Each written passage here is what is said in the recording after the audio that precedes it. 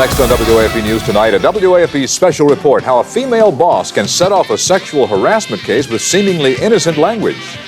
Well, tonight, WAFB News continues our investigative look into sexual harassment in the workplace. Thousands of sexual harassment cases were filed in Louisiana this year alone, thousands of them. And authorities say the number is growing in our state. On WAFB News at 6, we showed you two scenarios which might be considered sexual harassment. Now we hear from an attorney specialist as to whether the situations might land somebody in court. WAFB's Dan Fagan has our special report. Okay, we're going to start the morning off. Is this sexual harassment? Wait a minute. Did you all hear about Bill and Claire's affair? Oh, yeah. I can tell you, if I had an affair, it'd be with Bill. Bill, it's certainly worth the risk.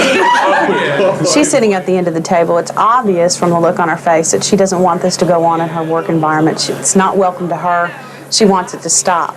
Kraft says the offended woman should contact her supervisor and complain. She says if that does not work, the victim could have a case if the behavior continues. Here's another scenario. Good morning, Bill. How you feeling? Hey, John. How's it going? It's going pretty good Monday morning. Yeah. You heard about that Anderson case? Oh, yes. I'm looking forward to it, too. Well, you up next online. You deserve it. Yeah, I hope so. I could do a lot with that case. Well, you deserve it. Of course, you are dating the boss. Oh, come on. John. Yeah, listen. Hi. I want you to work on the Anderson case first thing in the morning. Can you do that? No problem. Hey, Bill. See, I told you. This guy needs to go complain to somebody and tell him, I think they're having this relationship. You need to investigate it. Something needs to be done because it's starting to impact my ability to do my job. Sexual harassment cases often boil down to two people with different opinions about what's offensive. Sexually harassing a coworker either directly or indirectly could cost you a bundle in court. New laws making it easier to sue for sexual harassment have flooded the courts with cases. One expert says if you suspect your conduct may be sexual harassment, these days it probably is. Dan Fagan, WAFB News. We continue our special look into sexual harassment in the workplace now, what you can or cannot say or do in the workplace. The number of sexual harassment suits filed recently has risen dramatically, and if someone considers your behavior offensive, it could end up costing you thousands of dollars. WAP's Dan Fagan shows us two scenarios now that could be considered sexual harassment. Hi, Tony. Our first scenario, played out by LSU drama students, involves a female supervisor and her subordinate. Listen, I got some overtime that you can help me with this weekend. Mrs. Jones, I don't think that would be a good idea. Look, Tony, if you want to stay in this company, I suggest you change your attitude. You'll notice the supervisor's words do not directly imply she wants to have sex, but her body language may tell a different story. Here's another scenario. Catherine. Oh, hey, Mark, how are you? What are you doing now? Oh, I've got a meeting in like 5 minutes. I've really got to run. I'll talk to you later, okay? Well, what about dinner tonight? I'm not going out with you tonight, okay? That's it. Well, what about Sunday? We're off work Mark, Sunday. I can't, no! I'm not dating people from the office. I told you I would not get involved with anyone. Is this sexual harassment? If it is, the offender could lose thousands of dollars in court if sued. When the Supreme Court reinterpreted a law making it easier to win sexual harassment cases, it flooded the courts with cases. Some legitimate, but others, some believe, were people just trying to make a quick buck. The pendulum has probably swung to an extreme so that we all have to be very conscious about sexual conduct in the workplace. Crochet says employers should have a zero-tolerance policy when it comes to sexual harassment in the workplace. And what about our two scenarios? Could these cost the supposed offender thousands if sued? Tonight at 10, we talk to the experts. Dan Fagan, WAFB News. At 10, Dan also reports if you're sued for sexual harassment and when, you could still end up losing.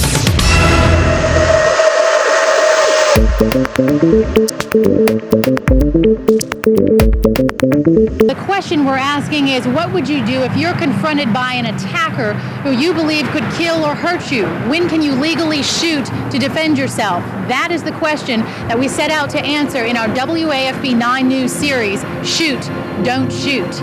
But if you, like this woman we'll call Tina, are threatened inside that most precious space, your own home.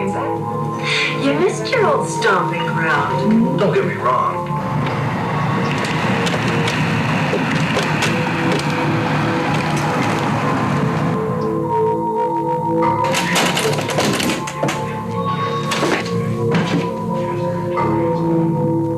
Shoot or don't shoot.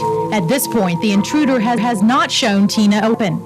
But according to the law, that if you're in your home and someone is forcibly trying to enter to do harm to you, that alone should put you in enough reasonable fear to where you can take immediate action up to and then maybe including lethal action to defend yourself. The answer is yes.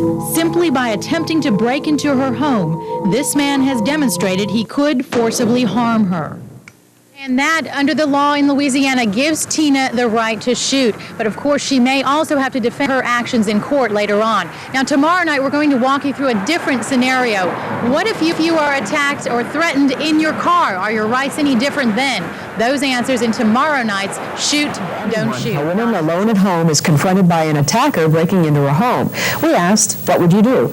Well, tonight, WAP 9 News reporter Julie Baxter joins us to look at what your legal rights are when you're threatened in your car. Julie? Donna, the question is, when can a homeowner legally shoot to protect themselves? So far in Louisiana, 9,600 people have been granted concealed weapon permits. But in Louisiana, you automatically have the right to keep a gun anywhere in your house and to shoot to kill if someone threatens your home. But what if you're threatened inside your car? We answer that question in tonight's Shoot, Don't Shoot. What if you're driving the streets like Greg is, and suddenly you're confronted by a carjacker?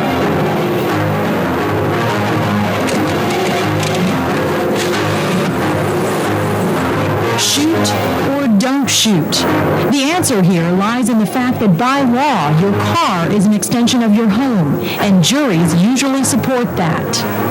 You just have to convince them that you were in your home or you were in your car, someone tried to forcibly enter and you reasonably felt that they might use force against you. So according to state law, Greg would be justified in shooting his attacker here or at this ATM. Does Tina's gun legally do her any good against an attacker intent on robbing her? And we will answer that question for you tomorrow evening. And again, note here that probably the law would give you the right to shoot, but you may well end up defending your actions in court, especially before a grand jury or a trial jury, even though you may, according to the law, have the right to shoot here. But remember that you may have to defend that in court, though. WAP 9 News reporter Julie Baxter joins us now at one of those public places where people often feel most vulnerable. Julie? George, an ATM. Now, we've shown you in our series that in your car or in your home, Louisiana law tells you that unlawful entry is enough of a threat to justify you shooting at that intruder. But what about an attacker who's bold enough to take you on in a public place like this? And what if that attacker runs? The answers to those questions in tonight's Shoot, Don't Shoot. You're out for an evening, and like Tina, you decide to stop for just a moment at an ATM for cash. But you picked the wrong moment.